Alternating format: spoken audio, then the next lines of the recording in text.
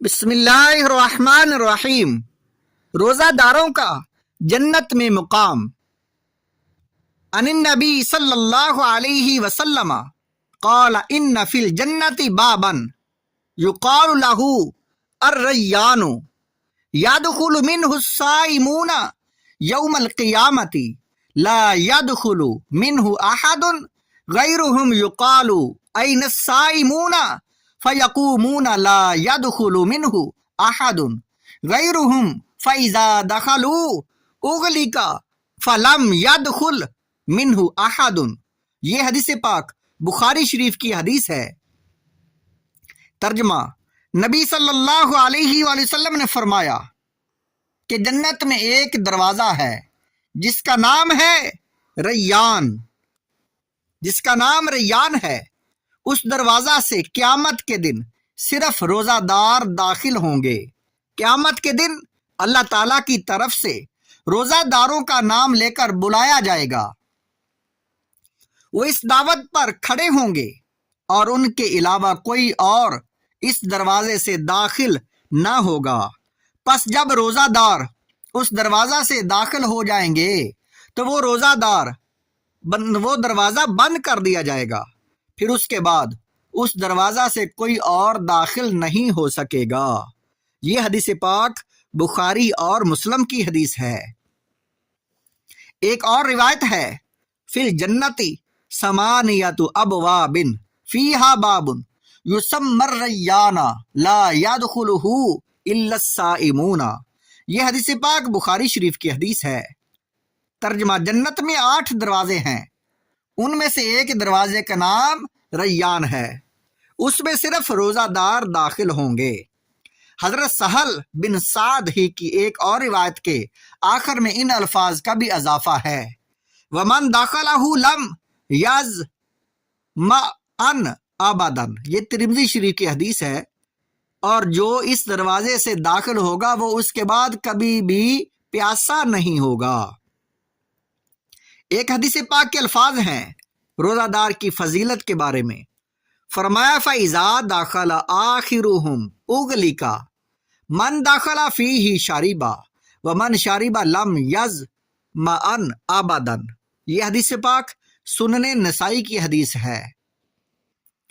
ترجمہ: پس جب ان میں کا آخری شخص جنت میں داخل ہو جائے گا تو وہ دروازہ بند کر دیا جائے گا۔ جو اس میں داخل ہوگا تو وہ سراب ہوگا، اور جو سراب ہوگا تو وہ کبھی پیاسا نہیں ہوگا۔ ریان کے معنی کیا ہیں؟ اس کے متعلق فرمایا، ریان کے معنی ہے سرابی کرنے اور پیاس بجھانے والے کے ہیں۔ حضرت علی رضی اللہ تعالیٰ عنہ آپ روایت کرتے ہیں، سمیت رسول اللہ صلی اللہ تعالیٰ علیہ وآلہ وسلم یقول من منع الصیام من الطعام والشراب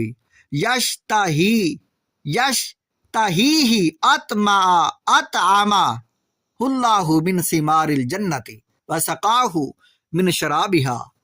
یہ حدیث پاک شعب الایمان للبہقی کی ہے۔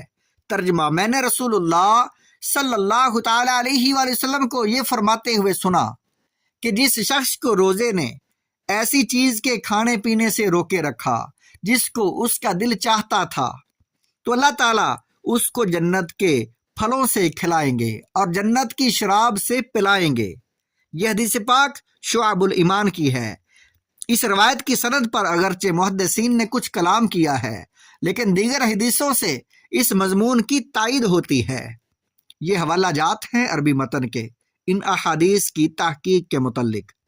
حضرت انس رضی اللہ تعالیٰ عنہ سے روایت ہے، نبی کریم صلی اللہ تعالیٰ علیہ وآلہ وسلم کا یہ ارشاد مروی ہے، الصوم یذبل اللحم ویبعد من حر السعیر ان للہ مائدۃ علیہا ما لا عین رأت ولا اذن سمعت ولا خطر على قلب بشر لا يقعد علیہا الا الصائمون۔ یہ حدیث پاک المعجم الاوسط للطبرانی کی اور حدیث نمبر ہے 9443۔ ترجمہ: روزہ جس کے گوشت کو فضلات ختم کر کے نرم کرتا ہے اور جہنم کی گرمی کو دور کرتا ہے۔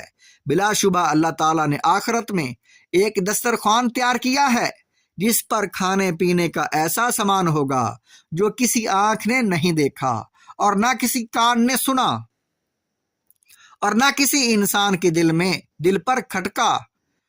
اس پر صرف روزے دار تشریف رکھیں گے۔ یہ حدیث پاک، اس کی روایت سند میں ضعف پایا جاتا ہے۔ بعض اور روایات بھی اس مضمون کی آئی ہیں۔ یہ حوالہ جات ہیں، ان احادیث کی تحقیقات ہیں۔ اس سے روزہ داروں کو دنیا میں روزے کی خاطر بھوک اور پیاس برداشت کرنے کی فضیلت ظاہر ہوئی ہے کہ آخرت میں اس کا اجر انتہائی عظیم ہے، اور وہ آخرت کی بھوک اور پیاس کی تکلیف سے نجات کا حاصل ہونا ہے۔